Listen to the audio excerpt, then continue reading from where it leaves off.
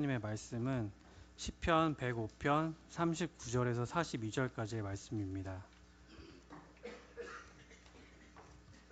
다 찾으신 줄 알고 봉독하겠습니다. 여호와께서 낮에는 구름을 펴사 덮개를 삼으시고 밤에는 불로 밝히셨으며 그들이 구한즉 메추라기를 가져오시고 또 하늘의 양식으로 그들을 만족하게 하셨도다. 반석을 여신즉 물이 흘러나와 마른 땅에 강같이 흘렀으니 이는 그의 거룩한 말씀과 그의 종 아브라함을 기억하셨음이로다. 아멘. 아멘.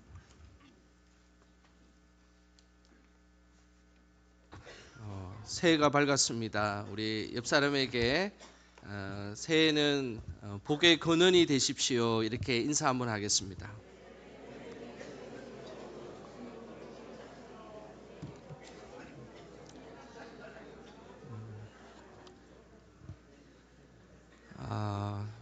보니까 우리 가족들하고 이렇게 귀한 자리에 와서 예배 드리는 모습이 너무 보기가 너무 좋습니다. 평소에는 뭐 예배 자리가 조금 소홀하기도 하고 예배에 나오기가 좀 힘들으셨지만 그래도 새해 맞이 예배를 빌어서 이렇게 가족들이 나와서 같이 이렇게 예배 드리고 함께 교제 나눈 모습이 너무너무 좋습니다. 올 한 해 하나님께서 무엇보다 큰 은혜를 내려 주실 것입니다. 그 은혜를 마음껏 누리시는 우리 영광의 모든 식구들 되시기를 주님의 이름으로 축복합니다. 금방 읽었던 시편 105편은 지난날 우리와 함께 하셨던 하나님, 그리고 앞으로 우리가 새롭게 또 다시 함께 하실 그 하나님에 대한 찬양을 말씀하는 그런 시편입니다. 지난날 이스라엘 백성들의 이 긴 세월 동안 하나님은 동일하게 동행하셨고 그리고 함께 하셨습니다. 그뿐만 아니라 과거에도 함께 하셨던 그 신실하신 하나님은 앞으로 살아가는 우리의 삶에도 동일하게 함께 하실 것입니다. 오늘 시편 105편 말씀을 통해서 우리에게 역사하셨던 그 하나님께서 새해에도 동일하게 역사하실 것을 주님의 이름으로 소망합니다. 시편 105편에는 지난 날을 회고하고 새로운 날에 대한 소망을 품는 매우 아주 핵심적인 단어 하나가 있습니다. 이 단어가 얼마나 중요하냐면 105편 1절 첫 단어에 그 단어가 나옵니다. 그리고 시편이 끝나는 이 105편이 끝나는 무렵까지 무려 12번이나 반복해서 나오는 단어가 있습니다. 그 단어가 혹시 무엇이겠습니까? 여호와라는 단어입니다.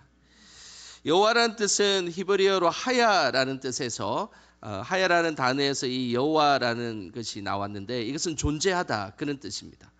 그런데 단순한 존재가 아니라 우리가 과거에서부터 사실은 우리의 과거의 근원을 모르는 그 근원부터 존재하셨고 그리고 지금 현재도 존재하시고 앞으로 우리가 어떻게 살아가야 될지 모르는 그 미래에도 존재하시는 분, 그분이 여호와 하나님이다라고 성경은 우리에게 분명히 말씀하고 있습니다. 스스로 존재하시는 이 여호와 하나님은 우리의 삶의 모든 부분에 함께하고 계십니다. 우리의 인간이 알 수 있는 범위를 넘어서서 모든 범위 내에서 하나님을 함께 하시고 그리고 앞으로도 동행하실 것입니다.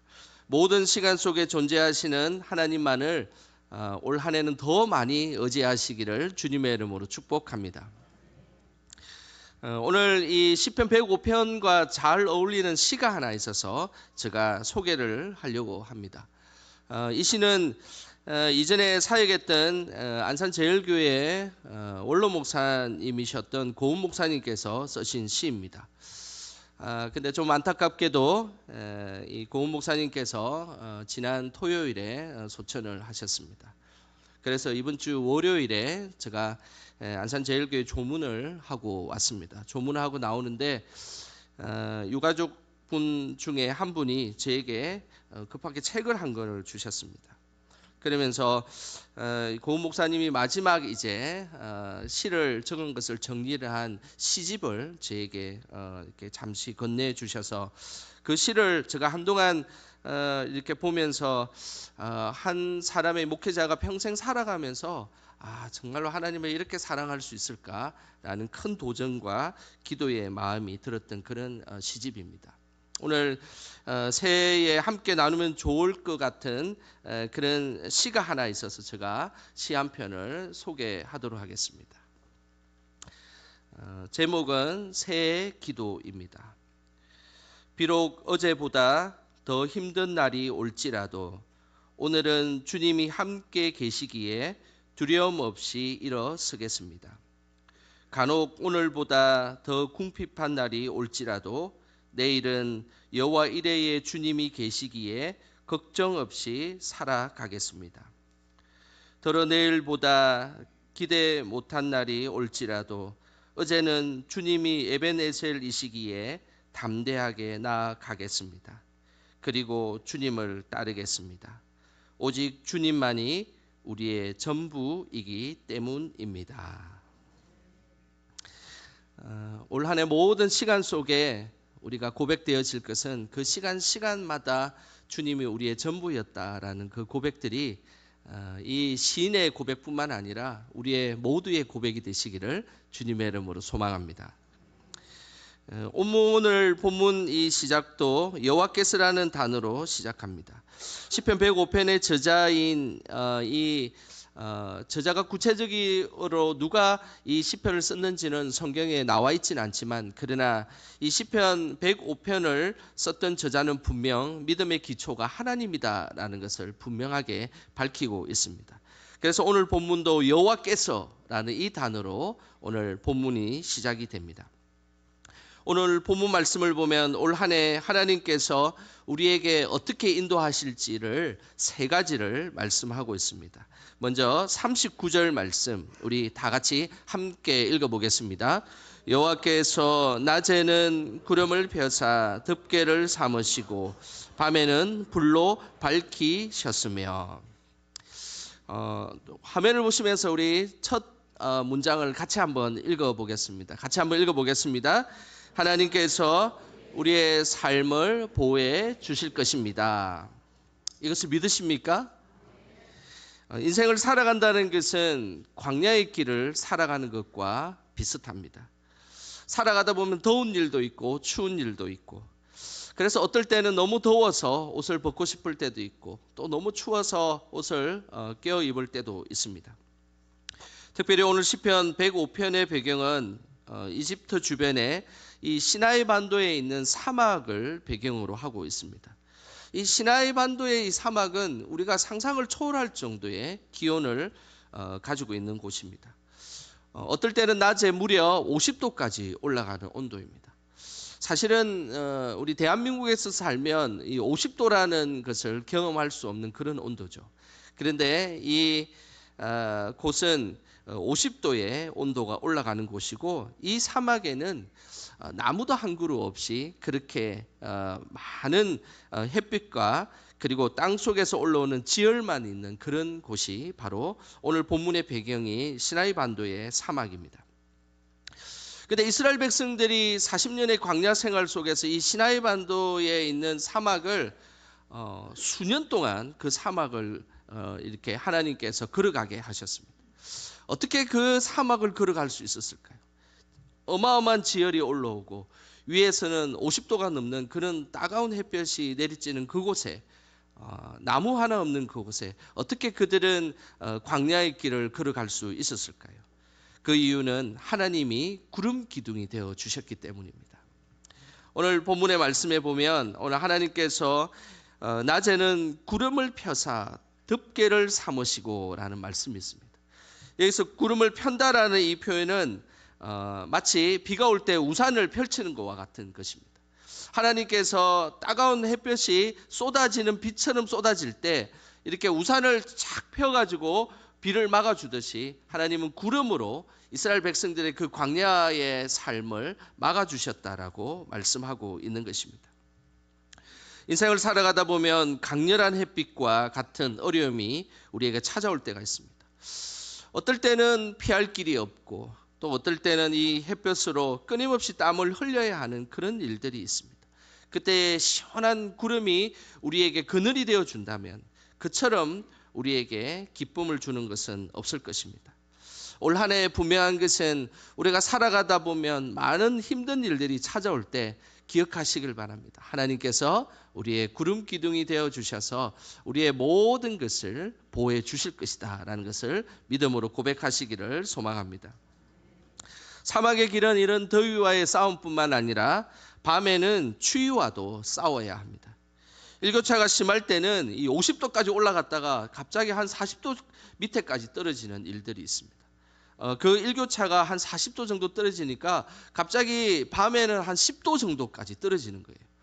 그러니까 사실은 10도라는 온도는 뭐 우리가 그렇게 많은 추위를 느낄 수 있는 온도는 아니지만 50도까지 올라갔던 그 낮의 기온을 우리 몸이 안고 있는데 갑자기 밤에 이렇게 40도가 떨어져 가지고 10도까지 내려가면 어마어마한 추위를 느끼게 되는 것이죠. 뿐만 아니라 사막에는 불빛이 하나도 없습니다. 특별히 달과 별이 없는 그런 깜깜한 하늘이 찾아오는 그런 밤하늘 같은 경우에는 그야말로 한 발자국도 내딛기 힘든 칠흑과 같은 암흑이 있는 곳이 바로 이 사막과 광야의 모습입니다. 이런 추위와 어둠이라는 어려움이 우리에게 찾아올 때 하나님은 분명히 우리에게 오셔서 우리의 불기둥이 되어 주신다라고 말씀하고 있습니다. 인생의 바닥을 헤매고 있을 때 하나님은 불기둥이 되어 주셔서 내가 이 자리에 주저앉아 있지 말고 그래도 한 걸음씩 한 걸음씩 내디딜 수 있도록 하나님은 빛을 비춰주시고 그리고 우리가 가는 길을 비춰주시는 것입니다. 또한 추위에 떨고 있는 우리에게 오셔서 이곳에 오면 따뜻할 거야. 이곳은 하나님의 품이야. 그리고 내가 이 품을 안고 살아갈 때 내가 힘들지만 다시 추운 곳으로 나아갈 수 있는 힘을 가지게 될 것이야 라고 하나님은 우리에게 찾아오셔서 불기둥의 그 은혜를 보여주시는 것입니다.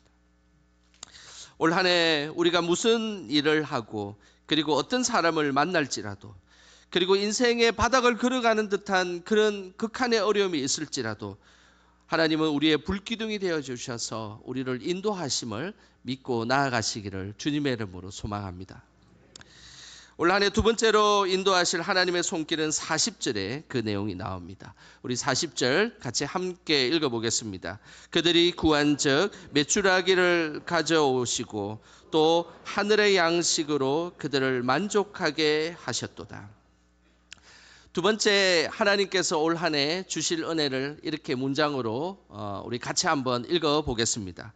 하나님께서 우리의 필요를 채워 주실 것입니다. 우리가 살아가다 보면 필요한 것들이 너무 많습니다. 이것도 필요하고 저것도 필요하고 그래서 돈을 주고 사고 싶지만 또 돈은 우리를 항상 기다려주지는 않습니다. 이렇게 필요한 것이 많은 이때에 오늘 하나님께서 말씀하시기를 그들이 구한 적이라는 말씀을 하시면서 그들이 이런 필요한 것이 많을 그때에 하나님에게 구하라라고 분명하게 말씀을 하셨습니다. 이스라엘 백성들은 광야 생활을 하면서 너무나 많은 것들이 필요했습니다. 특별히 더 많은 것들 중에서 이스라엘 백성들이 필요했던 것은 양식이 필요했습니다. 양식 중에서도 이스라엘 백성들이 애굽에서 먹었던 음식들이 계속해서 생각났습니다. 그러니까 광야 생활을 하는 그 길 속에서 계속해서 애굽에서 먹고 싶었던 음식들이 생각났고 그 음식들이 없자 하나님을 원망하기 시작했습니다. 평소 이 먹던 음식은 보통 때는 잘 모르다가 군대와 같은 특별한 곳에 가게 되면 이 평소의 음식들이 생각나게 되어 있습니다. 이스라엘 백성들은 광야 생활을 하면서 애굽에서 흔하게 먹었던 치킨과 같은 그런 음식이 있었습니다. 그 음식이 바로 오늘 본문에 등장하는 메추라기였습니다.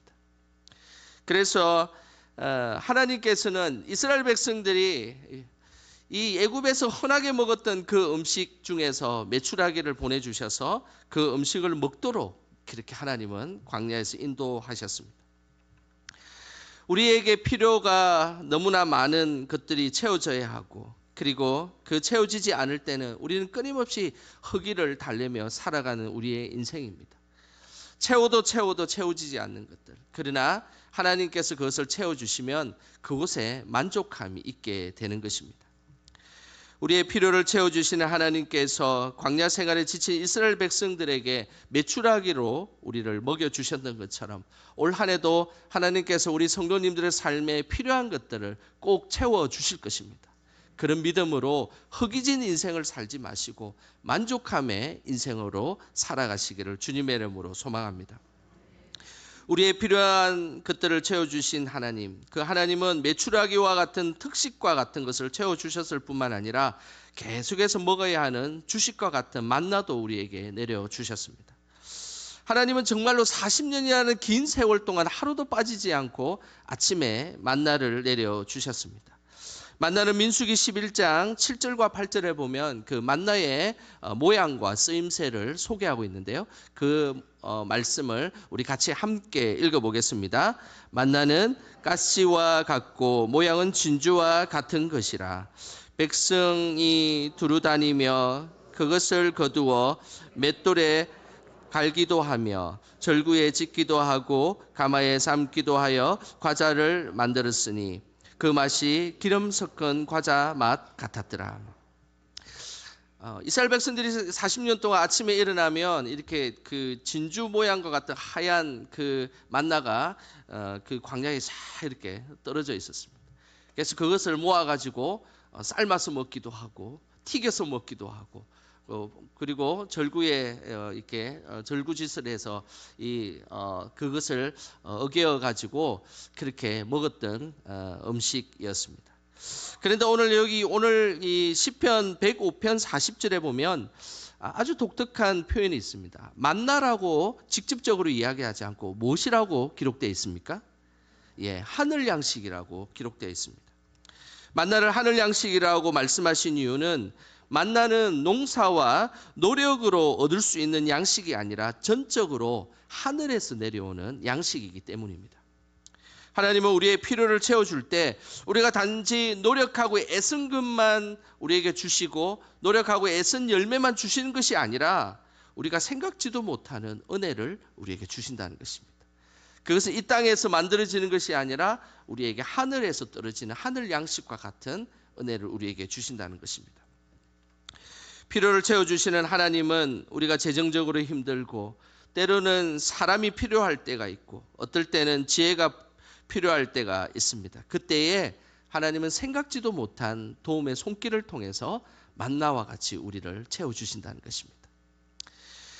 하나님께서 그냥 우리가 노력하는 그 대가에 대한 열매를 주시는 것도 참 은혜이긴 합니다.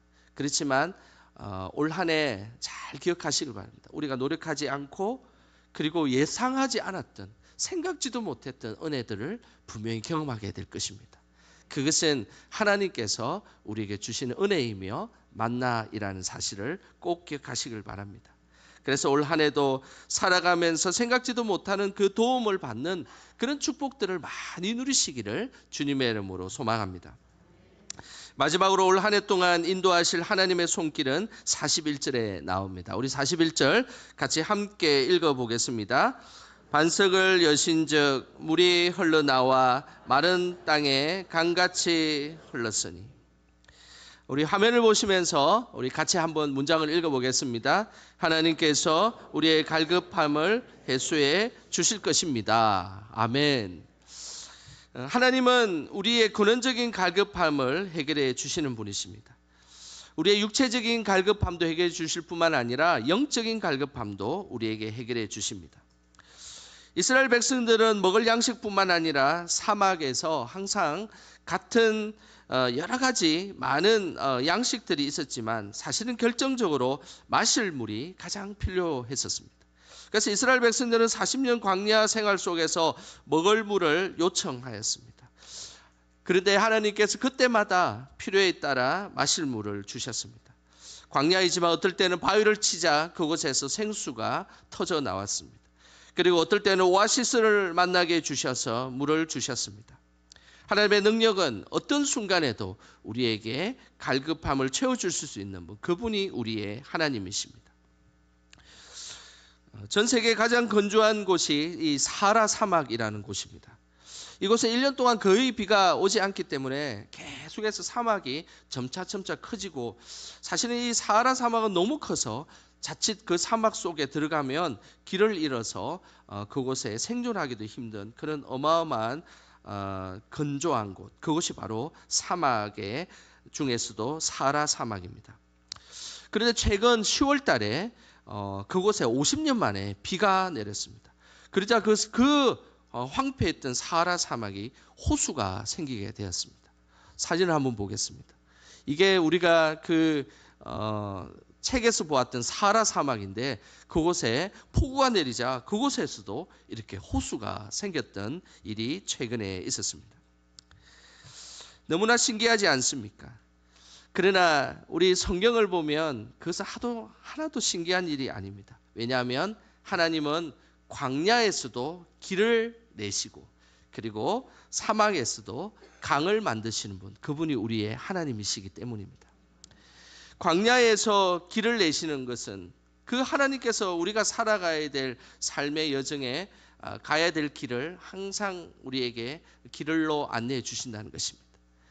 사막이나 광야를 가면 정말로 어디로 가야 될지 정말로 캄캄할 때가 많습니다. 그러나 하나님은 분명히 광야에서도 길을 내셔서 그 길을 가게 하십니다. 뿐만 아니라 하나님은 사막에서는 도저히 물이 있을 수 없어, 그곳에 도저히 어떻게 물이 있을 수가 있냐라고 하지만, 그곳에서 강을 내셔서 많은 생물들이 그곳에서 생존할 수 있도록 하는 것, 그것이 바로 하나님의 능력입니다. 우리가 살아가다 보면 영적으로 갈급할 때가 있습니다. 내가 하나님 앞에서 바로 서지 못할 때도 있고, 그리고 어떨 때는 말씀과 기도가 부족하여서 항상 이 영적으로 뭔가 부족함을 느낄 때가 많습니다. 그리고 예배 자리에 나왔지만 예배가 집중이 되지 못하고, 이 복잡한 나의 마음으로 인하여서 하나님의 예배에 집중하지 못할 때가 있습니다. 이런 시간들이 지나면 우리는 늘 영적인 갈급함을 갖게 됩니다. 이것을 해결하기 위해서 세상의 방법으로 시간을 투자해 보고 돈을 투자해 보아도 우리가 은혜를 먹고 살며 그 은혜를 누렸던 우리에게는 절대 세상의 방법으로 이 갈급함이 해결되지 않는다는 사실을 꼭 기억하시길 바랍니다. 오로지 말씀과 기도로 생수의 강이 흘러넘칠 때 우리는 영적인 갈급함이 해결되는 것입니다. 올 한 해 우리의 영적인 갈급함이 말씀과 기도로 채워져서 우리의 영성이 늘 흘러넘치기를 주님의 이름으로 축복합니다. 선조와 아브라함의 약속을 기억하신 신실하신 하나님께서는 오늘 우리의 삶의 자리를 보호하여 주실 것이고, 필요를 채워 주실 것이고, 그리고 갈급함을 분명히 해소해 주실 것입니다. 올 한 해 신실하신 하나님만을 믿고 의지함으로 그렇게 하나님만 따라가며 인도함 받는 우리 모두가 되시기를 주님의 이름으로 축원합니다. 기도하겠습니다. 귀하신 하나님, 우리를 항상 선한 길로 인도해 주셔서 감사드립니다. 올 한 해는 광야 같은 인생길에서 하나님이 친히 우리의 구름 기둥과 불 기둥이 되어 주시고, 때를 따라 돕는 은혜를 통해 우리의 필요를 채워 주옵소서. 우리의 심령이 마르지 않게 하시고 성령의 충만함으로 우리의 믿음이 차고 넘치게 하옵소서. 2025년도에도 신실하신 하나님만 바라보게 하옵소서. 예수님의 이름으로 기도드립니다. 아멘.